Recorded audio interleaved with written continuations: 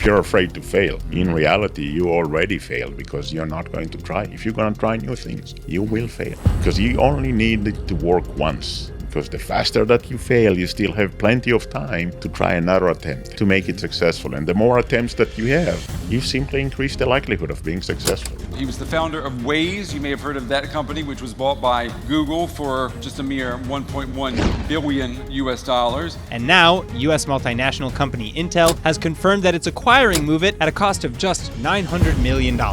Look, this is really important to understand. Opportunity meets readiness. And readiness is something that we can work on. Opportunity, there are many of them. By the way, when you're ready, then you will see way more opportunities than everyone else. Right? Thank you. Really happy to be here.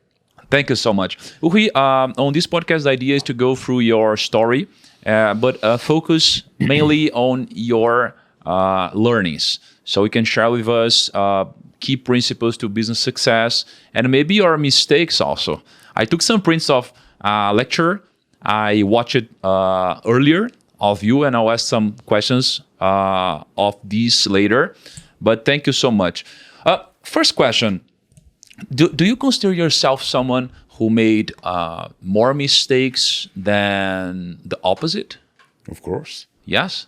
You know, at the end of the day, building a startup is a journey of failures, right? So you know, you go into this journey and you believe that you know everything, but the reality is that you try something new and no one knows, right? And so you try one thing and it doesn't work. You try another thing and it doesn't work. You keep on trying multiple things until you find the one thing that does work. This journey of failure is so dramatic. There are so many mistakes, so many failures that you are making throughout the journey. And the most important part is that you get up, right? Mm-hmm. Every time that you fall, every time that you make a mistake, you go back and fix it and move forward. Mm-hmm. And if you realize that building a startup is a journey of failures, then there are two immediate conclusions, right? The first one is that if you're afraid to fail, in reality, you already failed because you're not going to try. Albert Einstein used to say that if you haven't failed, that because you haven't tried new things before. If you're going to try new things, you will fail. The second one is that you want to fail fast, because the faster that you fail, you still have plenty of time to try another attempt, another version of the product, another go-to-market approach, another attempt to make it successful. And the more attempts that you have, you simply increase the likelihood of being successful. Because you only need it to work once. Once you figure that out, then it's done. Until you get there, a lot of mistakes.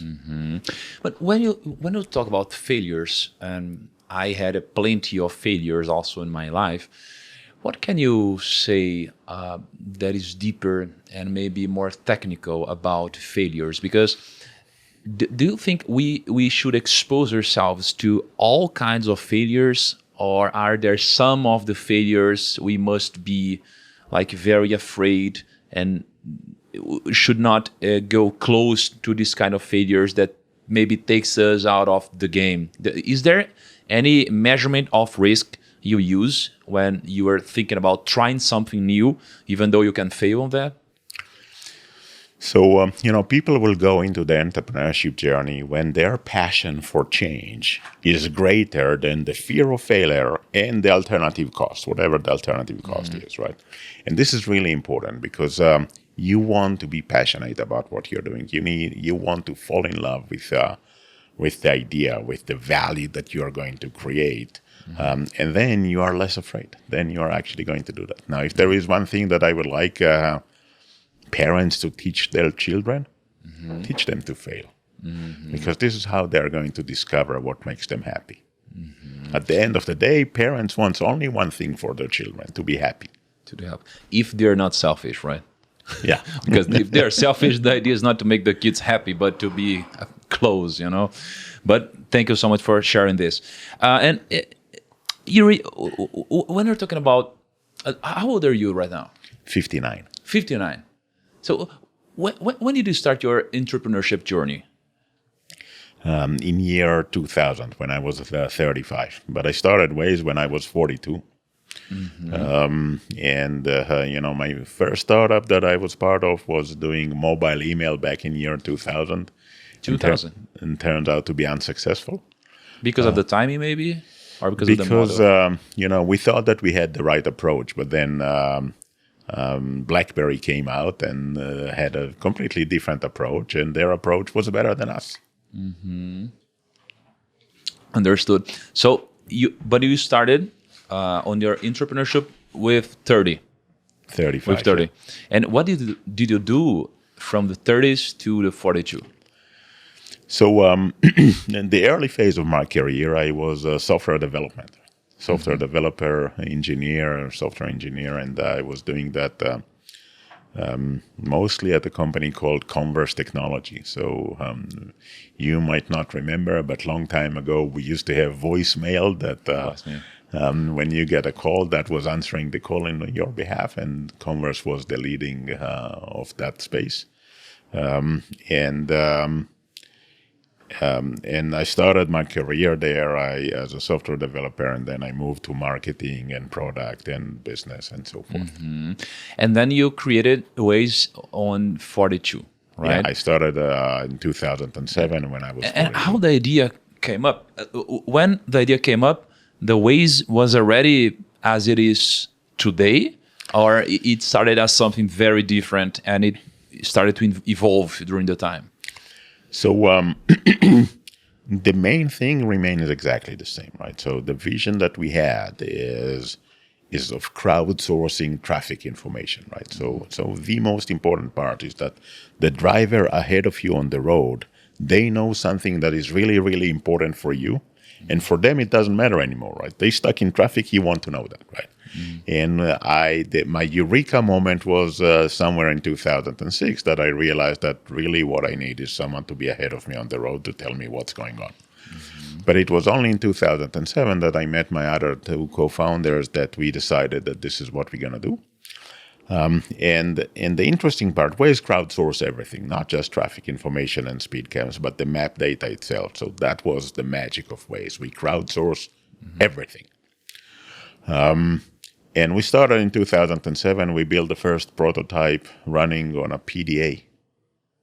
Remember, long time ago, PDA is like a kind of cell phone. It was before the cell phones, right? It was like a very ancient tablet that was before the smartphones even,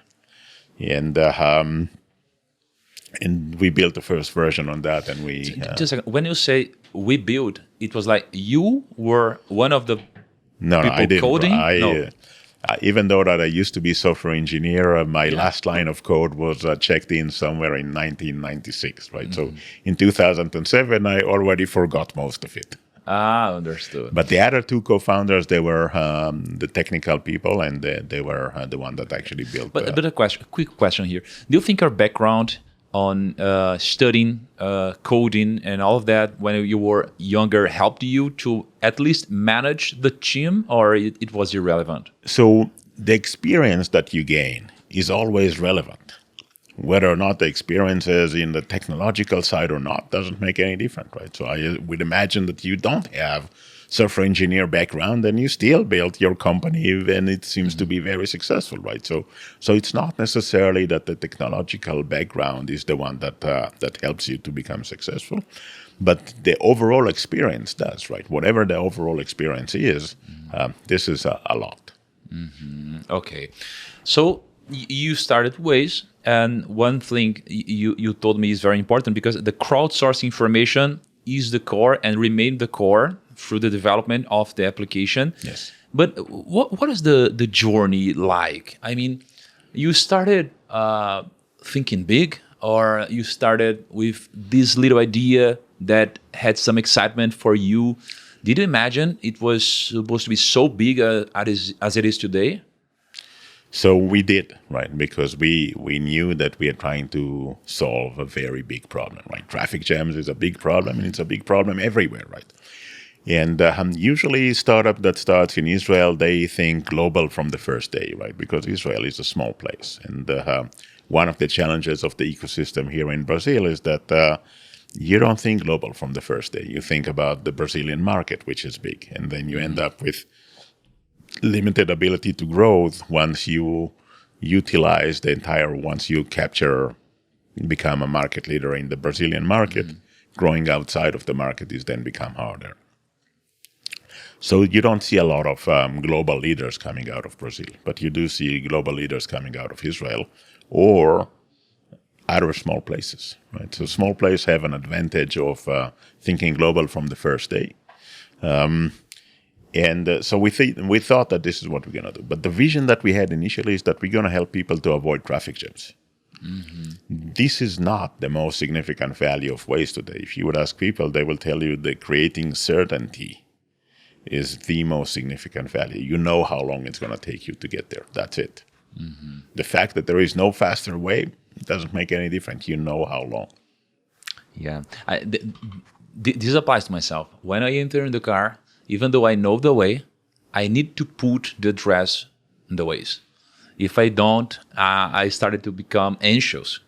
Yeah, I agree. Yes. You know, it's funny. When I was here to launch Waze in Brazil in 2010, I was scheduling multiple meetings and everyone would ask me, okay, where do you stay? We will come to your hotel because there is no way that you can come to our office. And then I would ask them when. And they will tell me in the morning because you're unable to plan and to know exactly how long it's going to take you. One of the most important features of Waze is to actually the ability to ask Waze, how long will it take me to get there or find me the best route, not right now, later on in the afternoon or tomorrow or Monday morning or whatever. And then you can plan. And the funny part is that, Marcial, my publisher from Citadel is here, and he didn't know about this feature. I only told him about it yesterday, right? And so it turns out to be what I believe one of the most important features in Brazil, because the ability to plan and know how long it's going to take you on a future ride is adds a lot to the business community. And if there are people that don't know that, then they should. Sure, now they do. Now they do. And a quick question: you started Waze, and it was a very successful journey, because we know already what happened in the end of your journey on Waze. So it's a very successful journey. But when you started this journey, and a lot of people here that watches me are usually starting a journey, or they are during a journey. Some of them more successful, some of them facing some tough situations. But did you have something like a business plan when you started? Did you have like the business model known before starting? What did you have before, and what changed during the journey? So I knew everything before, and everything changed. Okay. That's really easy. Look, this is really important to understand. I can define the journey of building a startup into 3 dimensions, right? So one of them we spoke about, the journey of failures, right? It's also a roller coaster journey with ups and downs and ups and downs. And if you will tell me that all the businesses in the world have ups and downs, I agree. But the frequency of those when you are building startup, way more, could be a few times a day, right? I think that I heard the best quote on that from Ben Horowitz. Ben Horowitz is one of the founders of Andreessen Horowitz venture capital firm. And before that, he used to be a CEO of a startup. And he was asked whether or not he was sleeping well at night as a CEO of a startup. He said, oh yeah, I slept like a baby. I woke up every 2 hours and cried, right? And so this is the reality of the roller coaster journey, but it's also a very long journey. And the longest part is until you figure out product market fit. And product market fit is really simple. That means that you create value to your customers. If you don't figure out product market fit, you will die. That's the most important part of all the businesses in the world, that you need to create value to your customers. If you don't, you will die. So we define, and by the way, product market fit have one metric: retention. That's really simple. If you create value, they will come back. That's it. If they are not coming back, that means that you are not creating value. Right? So for a second, I want us to think of maybe all the applications that you're using everywhere, right? So Waze and WhatsApp and Uber and Netflix and searching Google and whatever it is, and ask yourself, what is the difference between any of those today and the first time that you have used that? And the answer is that there is no difference. We are using Waze today the same way that we used Waze for the first time in our life. We are searching Google the same way that we search Google for the first time in our life. So once a company figure out their product market fit, they don't change that anymore. That's the value that they bring to their customers. They don't change that anymore. What we don't know is how long did it take them, right? Because beforehand, we never heard about it. For Waze, it was 4 years. People in Brazil started to use Waze in 2011. We started in 2007. 4 years until we became good enough that people would actually use Waze, right? For Microsoft, it was 5 years, right? For Netflix, it was 10 years. Now, if you'll tell me today everything is different because of AI and ChatGPT just started, no, they're almost 8 years old already, right? So it took them 6 years until we heard the name for the first time in our life. Creating value, figuring out product market fit, because it's a roller coaster journey, long journey and journey of failure takes time for all the successful companies. And those that did not, they simply died. That's it. We started, as I told you, in 2007. Then we tried to raise capital. That took us 9 months. Now you'll say, okay, wait a minute, but Israel have a lot of venture capital firm. Yeah, and it still was 9 months, right? Just a second here. It was your first time getting money from venture capital? Not really. I actually had money before on a previous startup. And what can you share with us on knowledge about fundraising startups and businesses? Because you probably met a lot of different people and so try to sell and Yeah. to It's different people. if we say that building startup is a roller coaster journey, then I want us to think of raising capital as a roller coaster journey in the dark. You don't even know what's coming, right? Because this is a different ball game. It's really a different ball game. But one of the interesting and maybe 3 conclusions that are really, really important.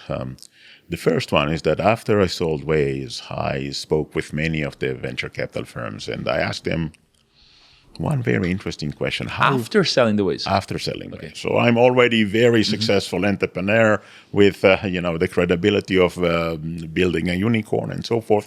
So the dialogue was quite open, right? And I remember one of them that I was asking we were sitting in a small room like this one, right? And I was asking the partner at the VC, how long does it take you to decide if you like the entrepreneur or not?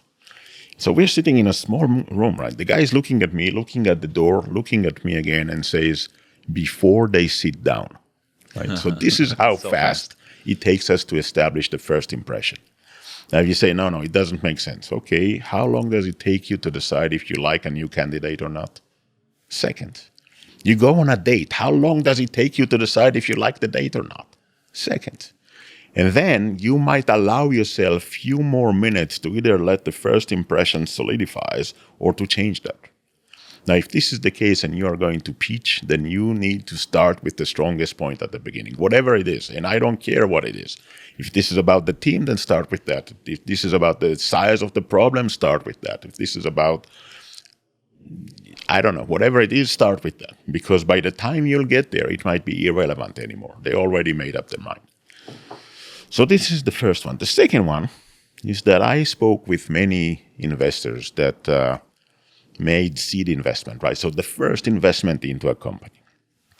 And asked them, why did you decide to say yes? And I did that with multiple venture capital firms. And what I heard was always the same. I like the CEO. I like the story. That's it. I like the CEO. I like the story. Nothing else. Then you said, okay, 2 things that I will tell you here. 1, CEO goes alone to raise capital. Alone. CEO alone. Not with the team. You need to shine. If you want to shine, then you have to be there by yourself. No other people, no one else, right? Just you. And the other one is learn how to tell a good story. And good story is about creating emotional engagement, right? So you want people to believe, or you want them that they would think or they would feel that they want to be part of the story. And if you don't know how to tell a good story, then go and learn how to tell a good story. Because if you don't, then they are not going to like either you or the story, and that's it, end of story. They are not going to invest. The most important part, it's a different ball game, right? So just imagine that Well, Brazil is not that great these days, but we play football against the US, right? If this is Brazilian football, then we're going to win. If this is American football, we're going to lose. It's a different ball game, right?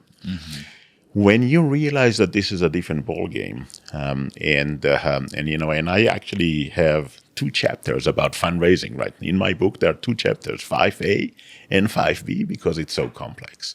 Then you have to understand that you are going to hear 100 times no.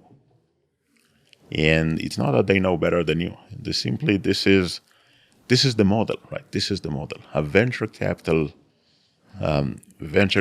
partner in a firm is likely to see 1 or 200 companies per year and invest in 1 or 2, 1%, 1 out of 100. So that immediately means that on your side, you need to plan for meeting 100 investors, right? And one of them is going to say yes. It's not necessarily that correlation, but you will get used to hear no and no and no and no.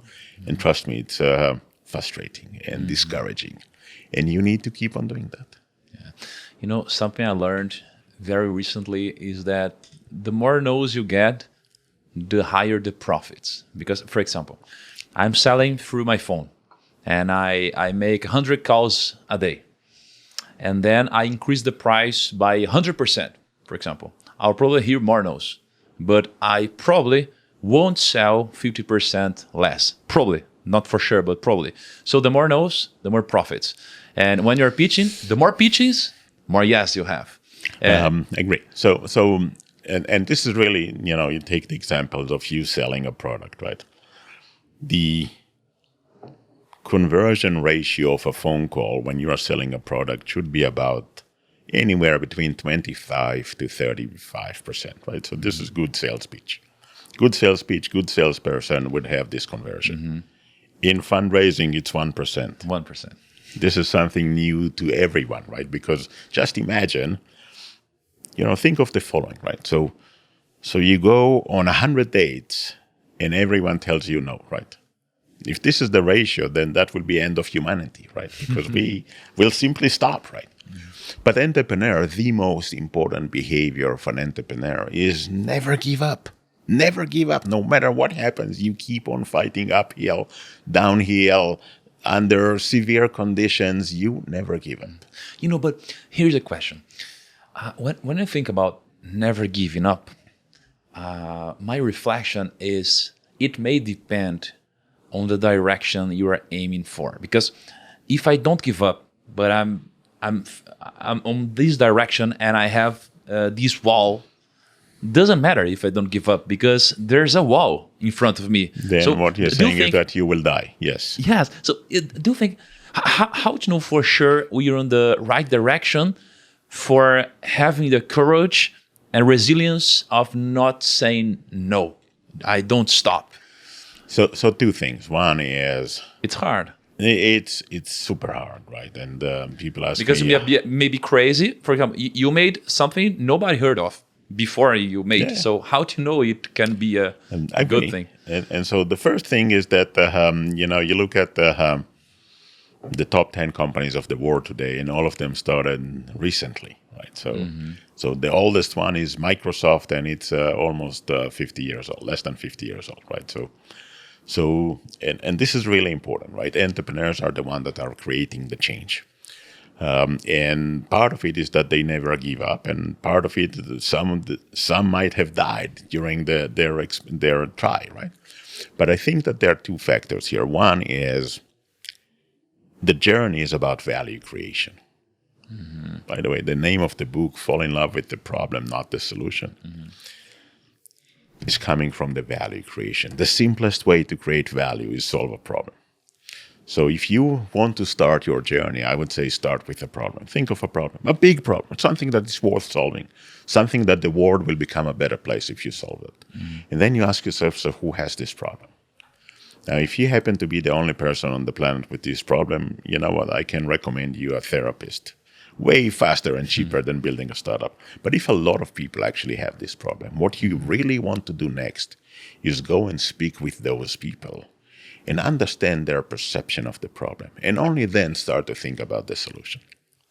When you focus on the problem, then you have a North Star that guides you towards the direction, and you also going to tell a way more compelling story. If I would be here in 2007 and I will tell you that I'm going to build an AI crowdsource-based navigation system, then you're going to say, oh yeah, very interesting. But you don't care. If I will tell you I'm going to help you to avoid traffic jams, then you do care. When your customer care, they want you to be successful and they will help you to become successful. So this is the fall in love with the problem, not the solution theory. But the important part is that you actually qualify the problem before you even start your journey. And then you try to solve it. The most important progress that you can make is when you listen to your customers, in particular, until you figure out product market fit. So to a certain extent, I would say, look, we define it as a journey of failures. And there are so many iterations that you're going to make. The biggest enemy of good enough is perfect. You don't need to be perfect. You need to be good enough in order to win the market. And the way that you're going to become good enough, and this is really scary for most entrepreneurs, is that you're going to start not good enough and listen to the feedbacks that you get from your customers. And then you improve and improve and improve based on the feedback only in order to make it good enough. So just imagine that there are two twin sister companies, right? Company A and Company B, that they're doing exactly the same thing, right? And they have, twin brothers and sister teams, or they have exactly the same teams and they're making exactly the same progress until one day Company A says, our product is really bad. We need to keep on building that, right? And Company B is saying, our product is really bad, but we are going to go to the market with it.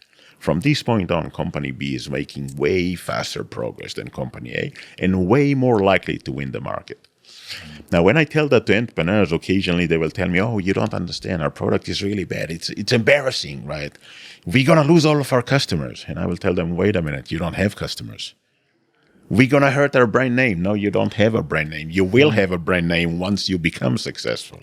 And the way to do that is with starting with not good enough and iterate and iterate and iterate. So how do you know that you are not against the wall? You go to the users and you speak with them. That's it. That's a good advice. And that's a very good advice. You talked about not being perfect, but being good enough. This is, in my opinion, the mindset of a good entrepreneur. For example, here in Brazil, I talk to tons of people. I have more than 20 million subscribers on all my channels. And here in our company, we talk to more than 40 million people every month. But even though my English is not perfect, I started a channel called Rich Cousin. So I started to produce content in English, even though my English is not perfect, but it's a better way to start because I'll improve every day, focusing on the same thing. This is the idea of the good enough, or maybe the not so bad. It's to start and to get better. I think this is critical behavior, right? And because what follows this behavior is part of the culture of the company, right? So we realize that we are not perfect, and therefore we allow mistakes and we allow failures. And when this happens, then we try to figure out what went wrong and not whom to blame, right? That's the key, right? Mm-hmm. When something happens, not who, but what. What we can improve. Whom? So you're going to fire someone, and the result is other people will be afraid to make mistakes. And when they're afraid to make mistakes, they're not going to try something new. And therefore, you prevent innovation, right? No one is going to try something new if they know that the risk is that they're going to lose their job. So the idea is to focus on the what, not on the whom, because if we do it, maybe people will be so afraid that they will stop innovating. Exactly. And the company may die on long term. Okay. And two things I didn't understand about your story.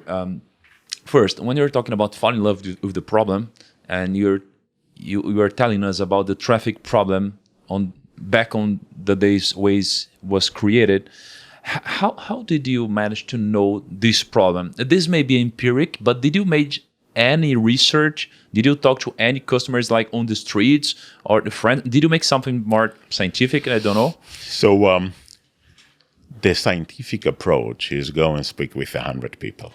That's the scientific approach. And the reason that I say that is that if I'll tell you go and speak with people, then you're going to speak with your wife and best friends, and you'll tell me, oh, they said go and do that, right? And so you go and do that, right? I want you to get out of your comfort zone. Speak with people that you don't know.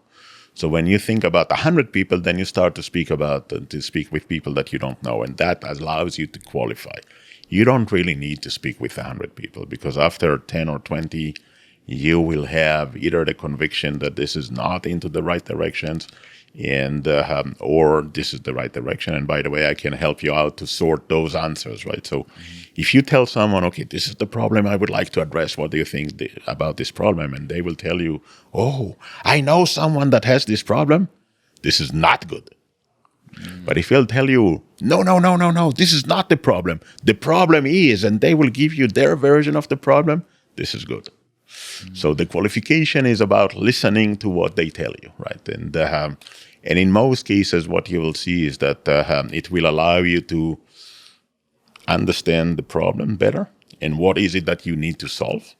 Hopefully, it will allow you to figure out the nature of the beast, right? So what is really the problem and not what is the perception of the problem. The second one is that will allow you to understand which type of people, what target audience you actually have, right? Some people that you thought that might have this problem, they actually don't, right? And so if I would ask someone, so who has this problem, and they will tell me everyone, then the next thing that comes to my mind is, wait a minute, I don't have this problem, so it's not everyone, right? I'm not part of it, right? And so the qualifications of the relevant of the segments is really, really critical. And this happens when you're actually doing your qualification and dialogues before you even go and try to solve something. And then the next phase, I will say, think of the fastest way to demonstrate the value. Now, in the case of Waze, because we needed real-time traffic, then we had to build an app and the server and everything. But in many cases, you don't need to build anything. You can do manual work and provide them the value that you're supposed to provide them, right? So do that and see if the value is meaningful for them. Because when you speak about futuristic solution, then everyone will tell you, yeah, that's a good idea. That doesn't say that they're going to use it, right? No, if I will ask you, okay, imagine that in your next car, instead of having a steering wheel, they're going to be a joystick, right? Do you like that? And best, you're going to tell me, let's try, right? Let's try. The let's try is really, really important, because then what we really needed is I don't need to build all the technology. What I need to do is make sure that I'm able to deliver you the value. Okay. And the second question is, what exactly was Waze's business model? Because when we talk about business model, we usually think about the acquisition and sales, the revenue. But I'm not sure, but Waze was, and maybe still, like free to use. So what was the business model of Waze? So when we started, we thought that because we crowdsource everything, then we are going to sell traffic information to authorities, to logistics companies, and so forth.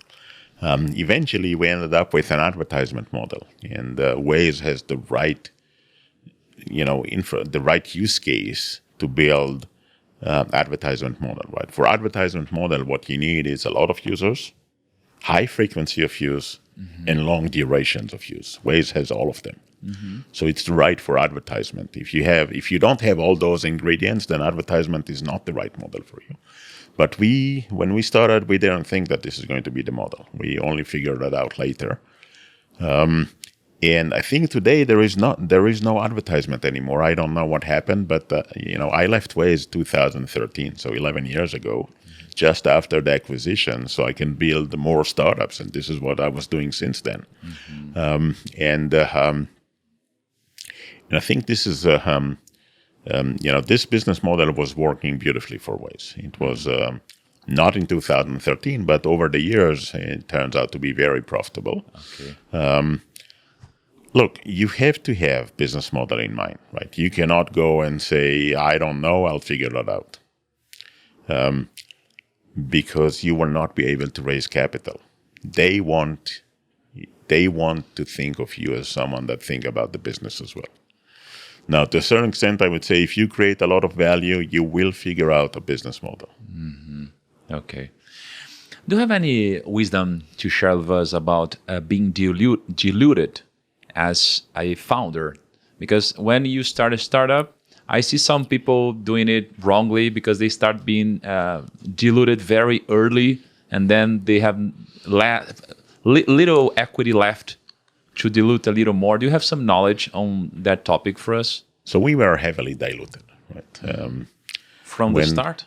From this throughout the journey, right? So we raised capital multiple times, and we got diluted multiple times, and in the end result is that at the day of the acquisition, I had less than 3% of the company. Right?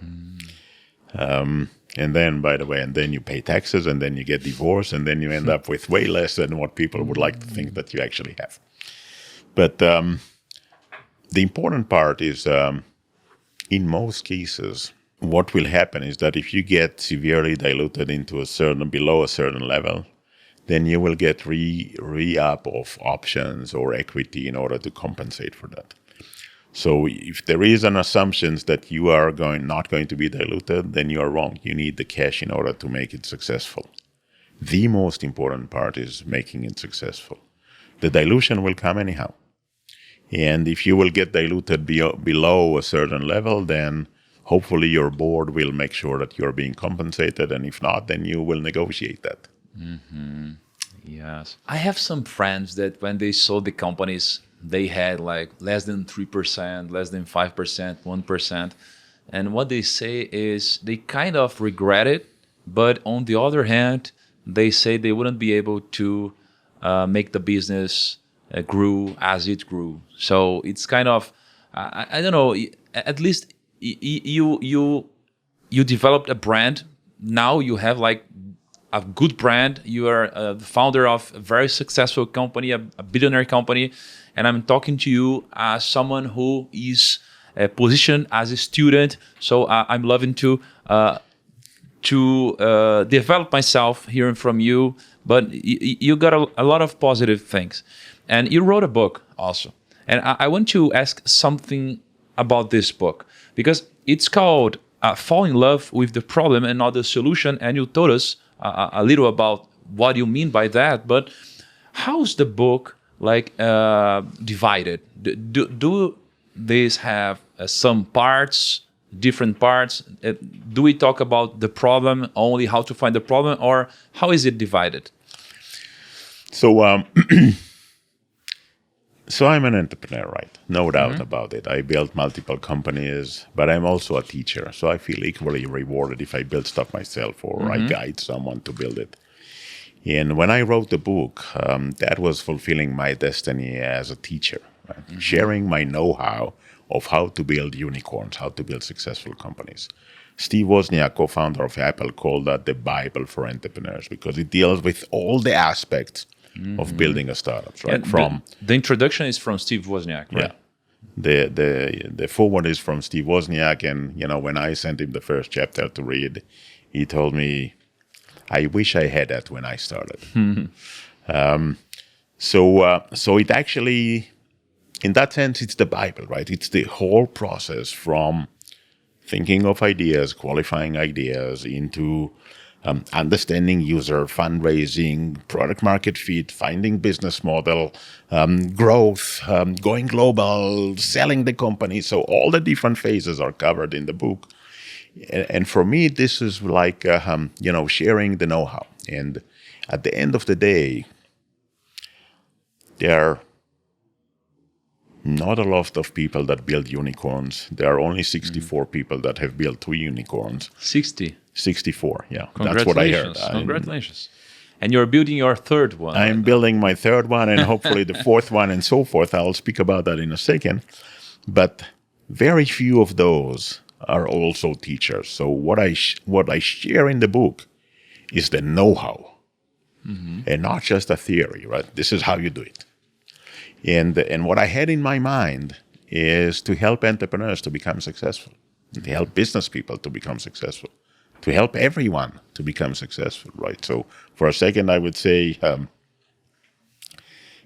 an interesting feedback that I got, someone told me, okay, I'm an entrepreneur, I bought the book, this is absolutely amazing. And then my mom took the book, and she is a principal at school. And she told me this is the best education book she ever had read, right? So that was not meant to be an education, but it turns out to be very, very empowering.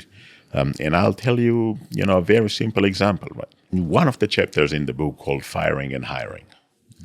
Now, the inspiration to write this chapter was when I spoke with many entrepreneurs that their startup failed. I asked them why, what happened, right? And about half told me the team was not right. And I kept on asking, okay, what do you mean the team was not right? And what I heard the most is, we had this guy not good enough and this guy not good enough. So not good enough was the main reason. Another reason that I heard is that we had communication issues, right? Something that I actually called ego management issues. And then I asked them the most interesting question. When did you know that the team is not right? And all of them told me within the first month. Within the first month. Then you say, wait a minute, if you knew within the first month that the team is not right and you didn't do anything, the problem was not that the team was not right. The problem was that the CEO did not make hard decisions. Making hard decisions is hard. Making easy decisions is easy. When I wrote this book and I sent the book proposal to some of the publisher, many of them came back and say, oh, it shouldn't be firing and hiring. It should be hiring and firing.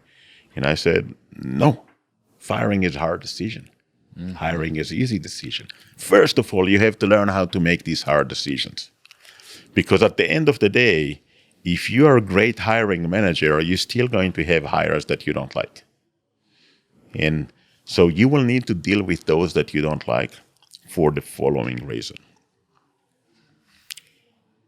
If you know within a month that someone that you hired is not the right person, everyone knows. Everyone knows, and the CEO doesn't do anything. That's the nature of the beast. The result is always the same. The top performing people, they would leave. And they would leave because they don't want to be in an organization that is unable to make hard decisions, and they would leave because they have a choice. Now, the advice for every hiring manager is that every time that you hire someone new, what you really want to do is mark your calendar for 30 days down the road, so 1 month, and ask yourself one question. Knowing what I know today, would I hire this person? Now, if the answer is yes, go to this person and tell them that you are really excited that they've joined, they're exceeding your expectation, and if this is a startup, then give them more equity.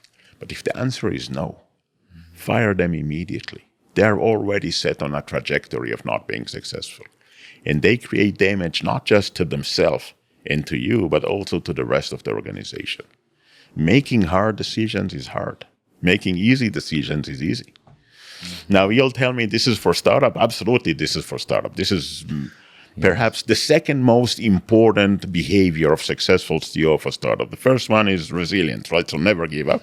The second one is make hard decisions with conviction. But this is true for each and every business. This is true for every hire. This is true for everything in your life. Today is the first day of the rest of your life. And you have the ability to decide what is it going to be, right? Then make those hard decisions. Otherwise, you live in the past and not in the future. And that's very kind of you to share with us of that as a teacher, because we don't learn this at school. I agree. Oh, there are so many things that we don't learn at school. We don't learn about entrepreneurship, about money, about scale, and even mindset, and all those things we need to make money on the real we world. also don't learn how to raise children. We don't learn how to build relationships. So you know, there are many things that they don't teach us at school. And how was the day you sold Waze? I mean, you woke up, it was a regular day, or did you wake up differently? How was it? So I think that the most important part, the most significant memory that I have is thinking of all the employees. Waze was, the acquisition of Waze was a life-changing event for me, It was life-changing event for all the 107 employees of Waze. And I always thought that, I brought these people to join my journey. And I'm happy for that. And I'm really happy that I was able to change their life. And that was perhaps the most significant thought that I had and lasted for forever, right? And because at the end of the day, and I would say you have to be very generous with your team. The team is the one that is building everything, right? So you might be, guiding them and coaching them and setting the objectives and so forth.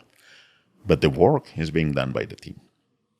And so be extra generous with them because they are the ones that are going to make you successful. So you mean they had probably equity in the company? They had a lot of equity. And when you sold it, they made money also? Exactly. Okay. And that's good because if it was only for you, you would be happy, but they wouldn't. So the company may have struggled. My thesis is that with employees, you need to be extra generous with equity, right? They are part of the journey. And you want them to feel like part of the journey. And you want them to know that if this is going to be successful, then they are going to be extremely rewarded. Yes, I think this way. We have 33 partners here in our group.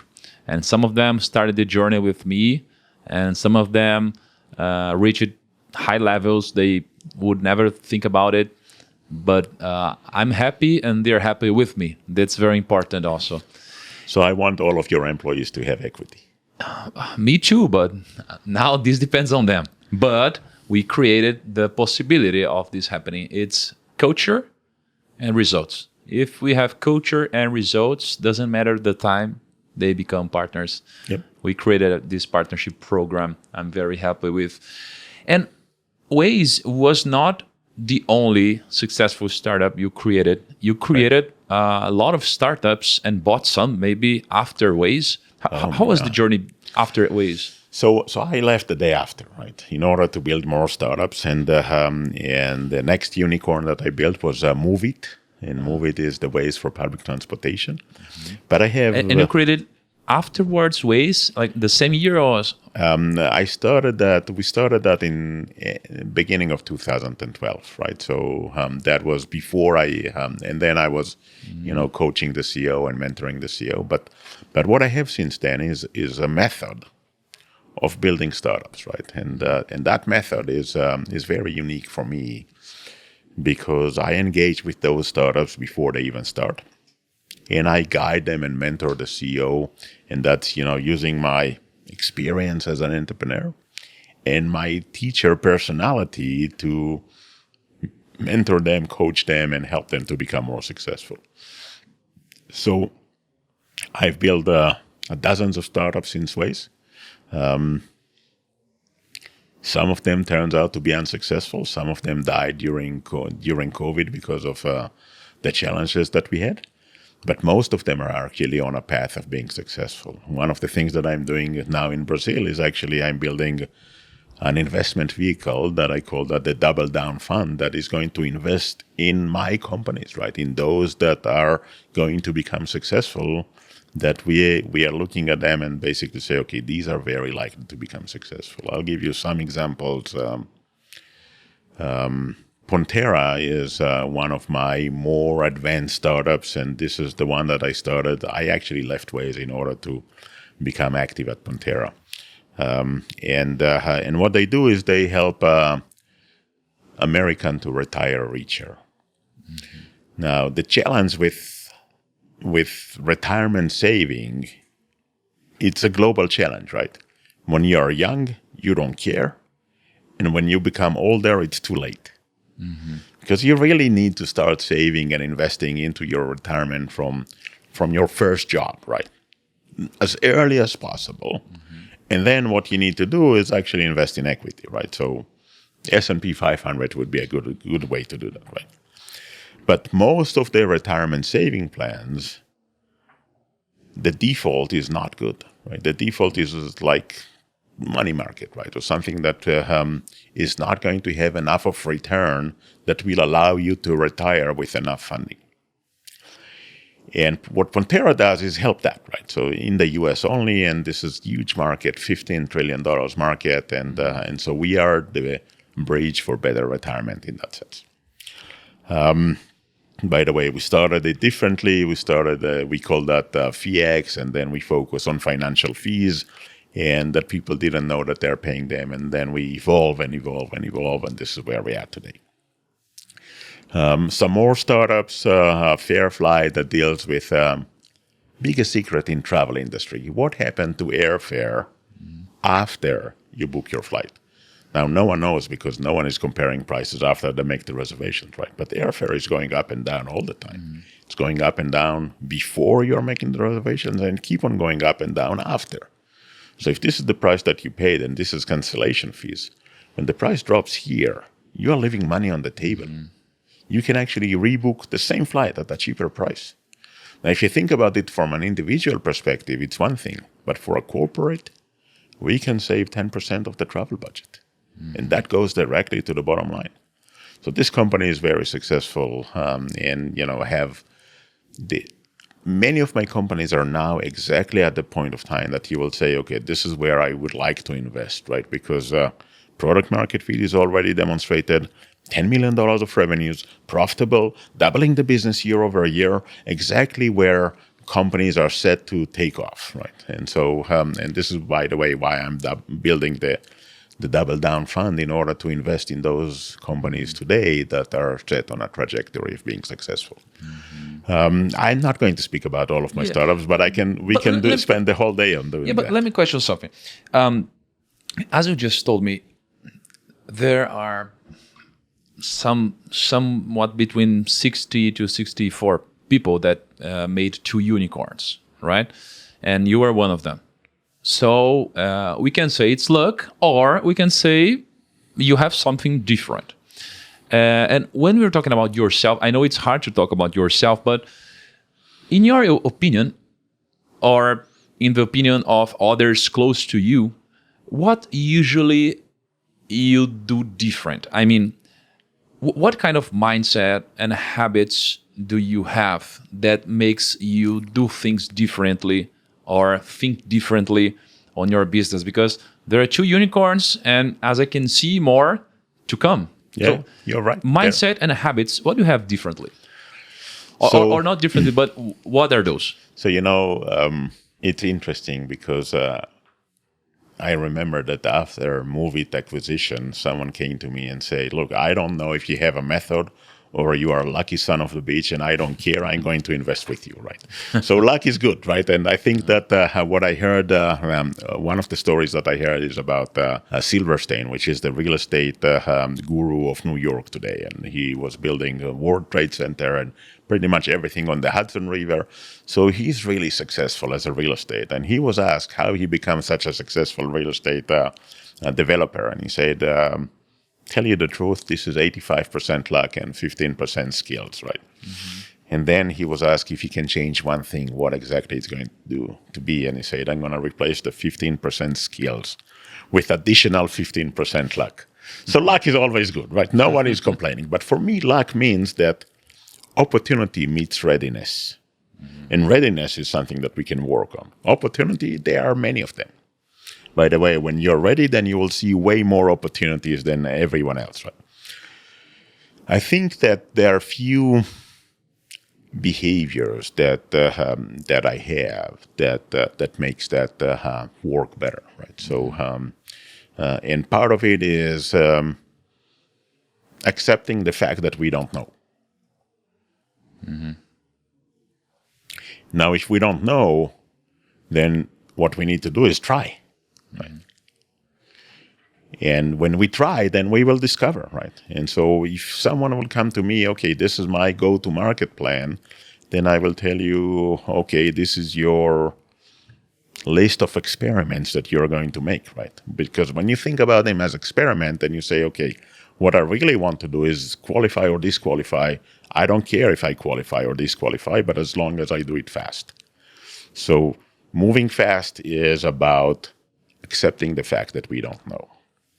Focus on the user, on the customer, right? Being always in touch with the customers to understand what works for them and what doesn't work for them. This is how you make progress.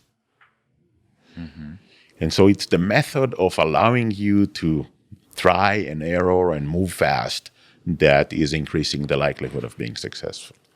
And when I essentially take that and, guide mentor my CEOs and help them to become successful, then I can do that more than just one at a time. I can do that with 8 companies, right? And that's my secret sauce, right? And I think that part of it is now is that something that that other people have? Oh, definitely yes. A lot of people have that. Maybe not as many, but a lot of people have the same behavior that makes them successful. So, from what I can see, it's probably 2 things: accepting the fact that we don't know, so we try, we make a list of experiments and do it fast, and we stop fast because we don't know. And the second is focus on the user, always in contact with customers. On the value that you create to the user. On creating value, of course. On creating value. But you learn the value by having a dialogue with the user, right? So the focus is on the problem, right, or on the value that you create. But you realize that when you speak with the users, right? So if you'll tell me users are wrong, then you are wrong. Okay. Last but not a quick question, but I want to go deeper onto this one.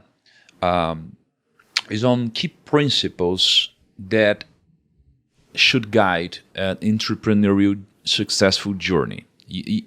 We talked a lot about this, but in your opinion, what are the key principles that makes a business successful? For example, business model, sales team, a good CEO.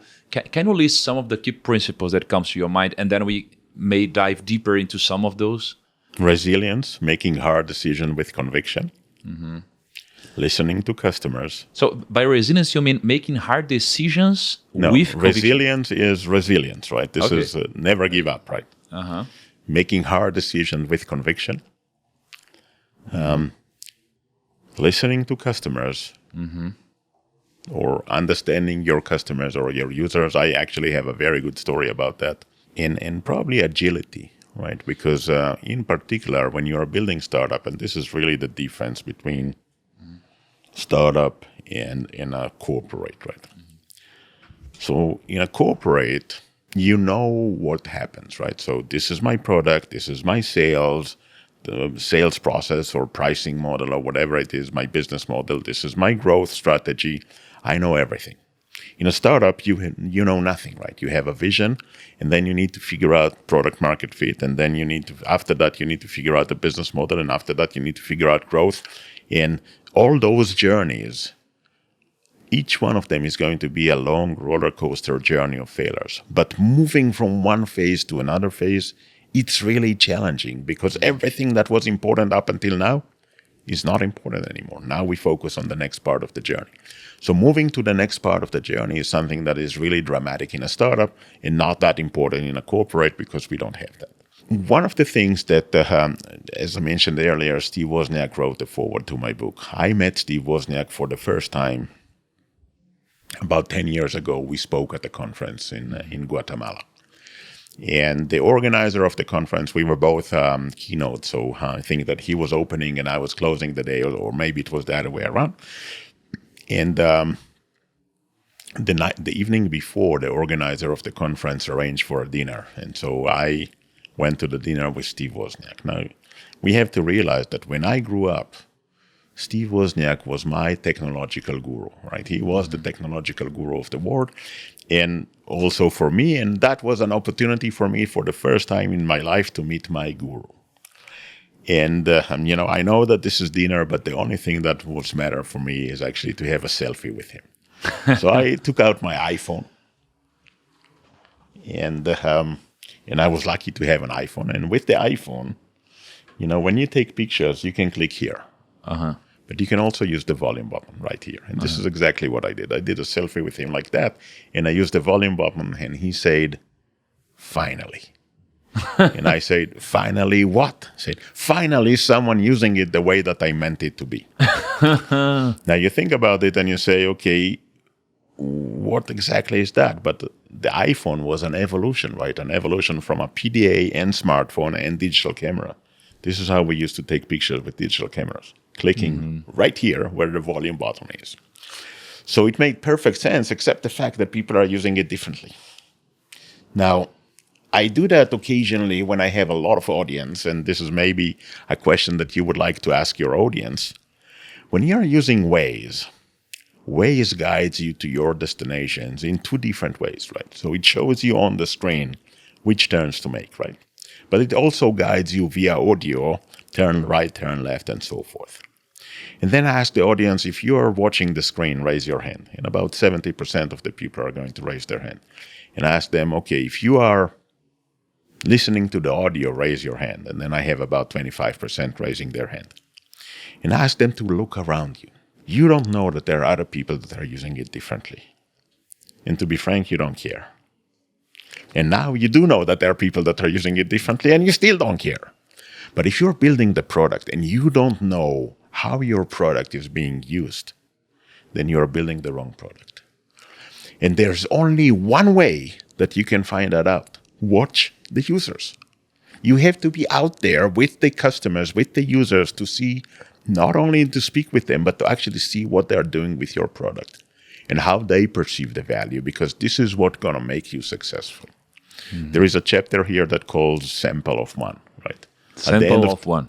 At the end of the day, as a user, I'm an excellent sample of one person. That's it. There are other people. Now, if you're building product and you don't understand that and you think that you are the user, you are building the wrong product. That's good. Yes. And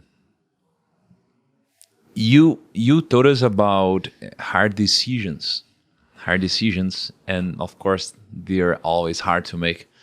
But what was probably the hardest decision you've already made? The one that you thought like 2, 3, 4 times before making it. It was scary, hard to make, but you did it anyway, and it kind of improved the business in a way. So number one is that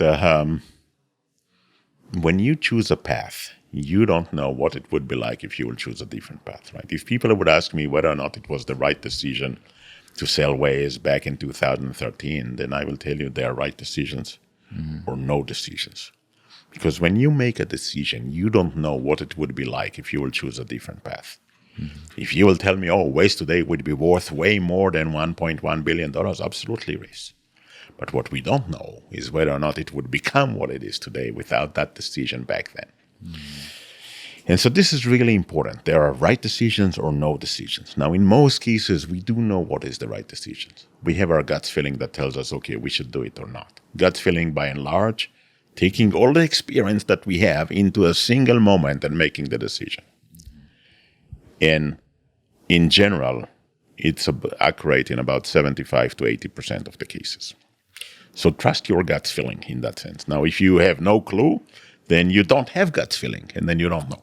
People often ask me for tools to make hard decisions. I tell them a few stories. One of them is when I was young, one day I came to my dad and I say, I have these two options and I don't know which one to choose. And he reached out to his pocket and got a coin out and say, I'm going to flip the coin. And before the coin drops, you're going to make the decision.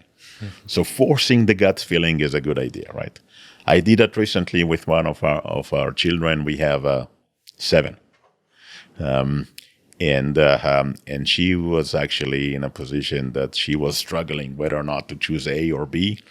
And I told her, imagine that there is a new coin in the world and it has 2 sides. One says A and that one says B. And you are going to flip the coin. What do you want to happen? Which side do you want to show up, right? Because this is like externalizing the gut feeling. In most cases, we know what it is. We're looking for confirmation. In particular, when it comes to building awesomeness of an organization, this book speaks about what kind of dialogues to have with the team, right? So if there is someone that you think shouldn't be there, right? And you're not sure. Go and speak with some of the key employees that work with this person and ask them the following. How sorry you are going to be if this person would leave, right? So you want to ask yes-no questions in order to decide. If you are asking for a scale, then scale doesn't help you. Oh, 74%. So what does it mean? Is that better than 73? Is that significantly better than 72? What is it, right? Yes or no. When we have those yes or no, then you are able to make the hard decisions. If you don't narrow it down into these questions that are only yes or no, then you get stuck, because then you are undecisive, and then you don't get the confirmation to what you think is the right decision. Yes or no? Yes. Uri, you just mentioned your dad, and I was watching your videos. As I've told you, I have like an hour and a half journey to my job every day. That's why I'm moving closer to here. But from the videos I was watching, you mentioned your dad 2 times. And this was the 3rd time I saw you mention your dad. The other one was something like your dad telling you when you were younger about when you don't know how much you're paying too much. That was, by the way, the trigger to launch Pona. And now the flip a coin story. Did your dad had an impact on your business life anyhow? Of course he did. Yes. He was like a mentor? He was my mentor. And to a certain extent, I would say, he died some 17 years ago, right? So, but I still carry many of those lessons that I've learned with me, and sharing that with the world. So, to a certain extent, I would say he still lives within me, and I'm sharing this wisdom with others. So in that sense, he's still alive. Yeah. Yes, because a man only dies when his name is pronounced the last time, right? Yeah. And just to finish here, I would like to let everyone know about your book. Again, your book is available in Amazon, and I'll leave a link in the description if you want to buy it. And I highly recommend, because we talked for an hour, maybe a little more than an hour. But from what I can see, the book has more than 400 pages. So there are a lot of content we didn't cover. And do you want to say some final words about your book? So look, when I wrote the book, what I had in my mind is that your audience, when they read the book, it's going to help them to become successful. And for me, this is fulfilling my destiny about value creation, right? And make the world a better place, right? If I can help more people to become more successful, then the world will become a better place. Mm-hmm. As you mentioned, it's really covering a lot of aspects, 400 pages. And some people told me, oh, this is like having you just next to me, whispering in my ear all the time. So imagine that you can bring this experience. I would like to finish with a story about experience. So a very successful CEO that was shy away from the media, never gave any interview. And one day, Tiago called him up and asked him, give me 2 minutes. And he said, yes, I'll give you 2 minutes. And so the first question that he was asked is, how you become such a successful CEO? And say 2 words, right decisions. Okay, but how do you know how to make those right decisions? 1 word, experience. Okay, but how do you gain this experience? 2 words, wrong decisions. Mm-hmm. So think about my experience helping you to become more successful. Yes, thank you for that. And I wish you could inspire more successful entrepreneurs to share their journeys. And hopefully we'll have more teachers in the future, because we don't learn this at school. And thank you so much for your participation, for coming to Brazil and to writing this book. And I hope my audience reads it and improve their business and have more success. And just to finish, Uri, do you use any kind of social networks? Mainly LinkedIn. LinkedIn. How can we find you in LinkedIn? Uri Levine at LinkedIn. Uri Levine. Yeah. Okay, so people follow Uri Levine on LinkedIn. Thank you so much for the participation, and see you next time.